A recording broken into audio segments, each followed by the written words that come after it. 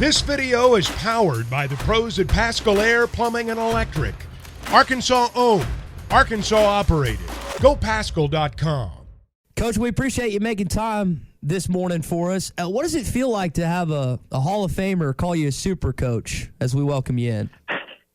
Well, it's great to be on the Morning Rush. Appreciate joining you, Ty, Tommy, and Chuck. But to hear, Coach Richardson say that, I mean, I grew when I was growing up in the coaching profession. I mean, he's a legend of legends, and Coach Richardson, since we have gotten to Arkansas, has just been treated our family incredible. Not just myself, but my wife Danielle, and really cool. And I think he mentioned it. When he spoke the other day, Rob Spivey had played for my father at Ashland College, and then Coach Spivey had went on to be Coach Richardson's assistant at UTEP, and then ended up coaching in the SWAC as a head coach for a long time. And so I guess Coach Spivey put in a good word for me, and Coach Richardson, like I said, I mean, the way that he's treated us has been phenomenal since we've been here. Coach, what did you learn from the Texas exhibition game last year that might help you in this game tomorrow? Wow, Ty, I don't think we have enough time to talk about all the stuff we learned.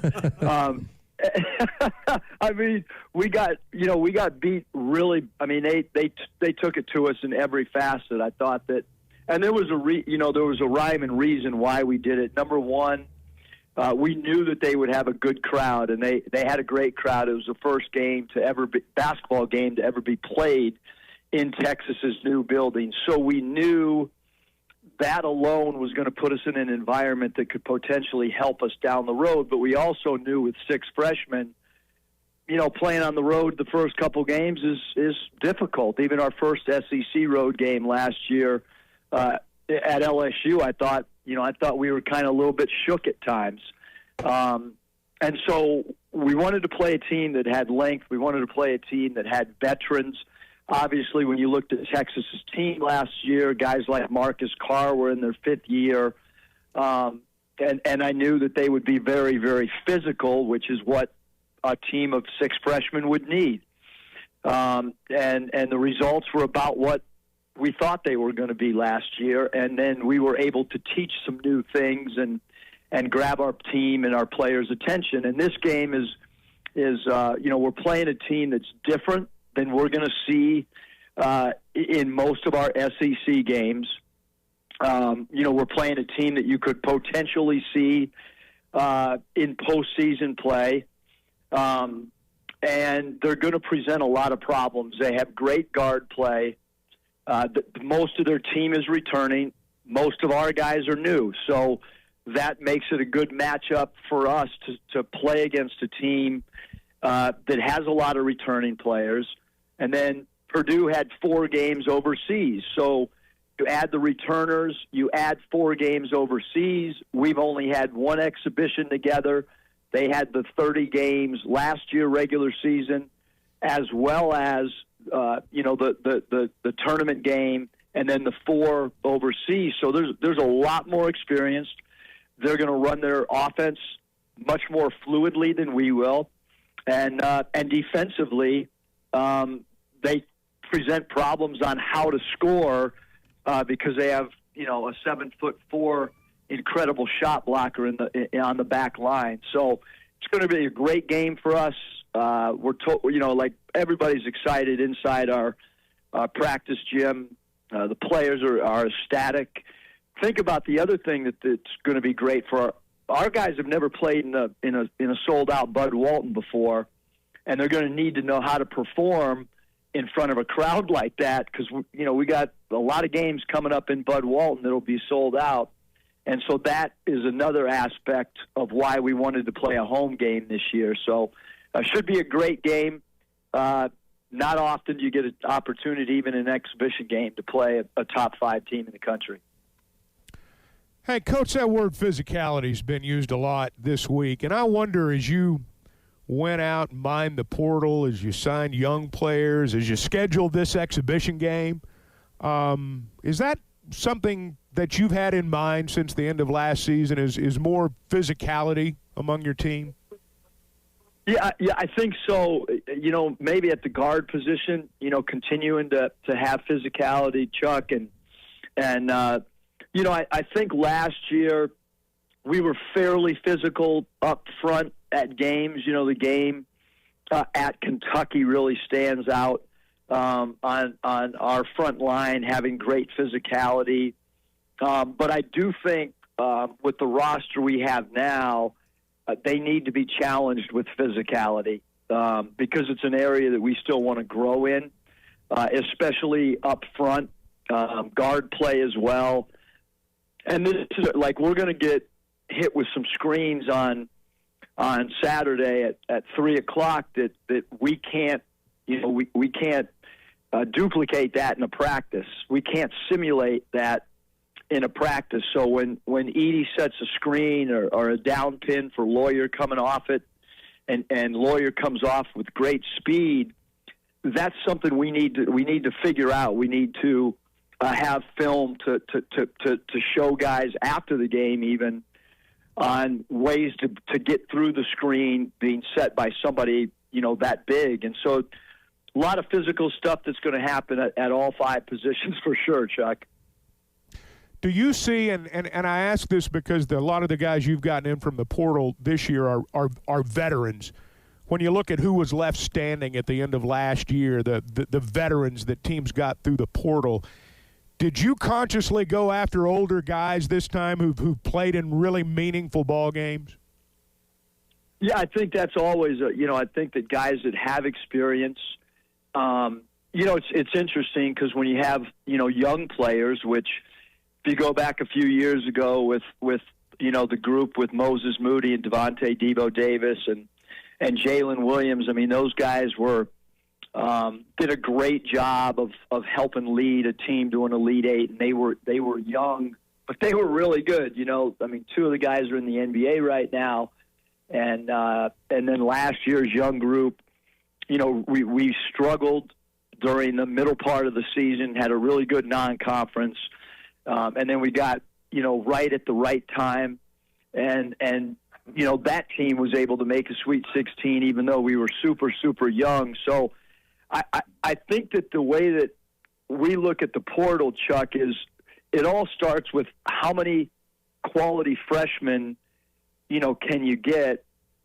And then you've got to build that way out. So, when we were able to get the 6 freshmen, a year ago, that means you're going to have less guys, coming to your roster through the portal. And I think maybe selective on how we go about the freshman class. And I do think with the way college basketball is, I think it's that way probably in college football. You got to have NBA players that are freshmen that can maybe get to the NBA in years 1 or year 2 in order to survive playing against teams that have all these veterans, because there's just not many players across the country that are staying at programs for 3 and 4 years. So to build that route, it's kind of not happening anywhere in basketball. So, but yes, to answer the question, certainly the veterans you hope can help you non-conference in the middle of the year when you're in the heat and the heart of SEC play, and then certainly once you get to March, all those age factors and experience become very important. Coach Muss with us on the McLarty Daniel hotline. Coach, some are calling it the Jalen Williams rule, but there is a rule change this year in how defenders will guard the rim against airborne shooters. How is that? What is your thoughts first on the rule change this year in college basketball, and how has that changed your preparation for this season?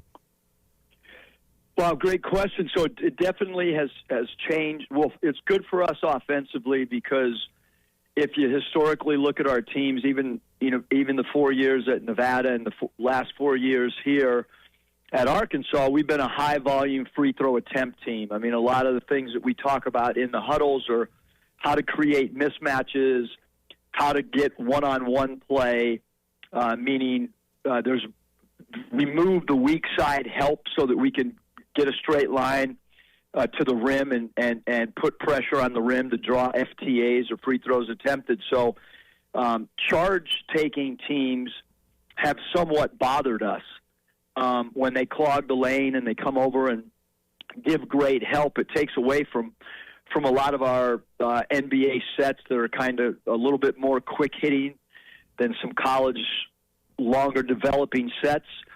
So I think it could help us offensively. Defensively, it would have crushed us when Isaiah Joe was here and Jalen Williams, because both of those guys, Isaiah Joe's the greatest take-a-charge player from a perimeter position that I've ever coached.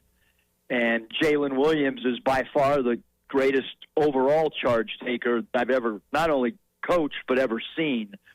And so I think that, one, defensively, if you're a physical-minded coach, you like charges because, the taking a charge takes toughness, physicality, a certain mindset. So you do like to see that in the game and see that with teams. But just like everything's going towards what the pro game is. And so,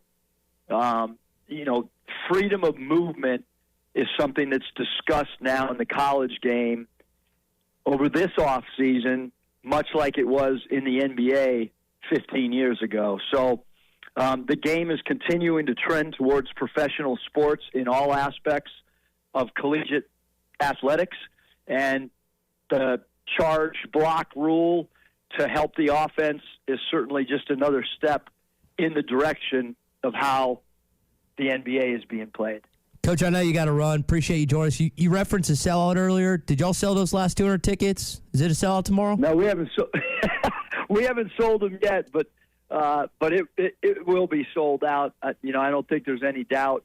Hopefully by the end of today, we'll be completely sold out, and if not, I'm sure sometime before tip-off, I can almost guarantee that will happen just based on the numbers that were sold over the last 4 to 5 days. So we're excited about that. It'll be it might be the greatest exhibition crowd in the history of college basketball, to be honest with you. 3:00 tip tomorrow in Bud Walton Arena. Coach joining us this morning. Coach, we really appreciate it. Good luck against the Boilermakers tomorrow.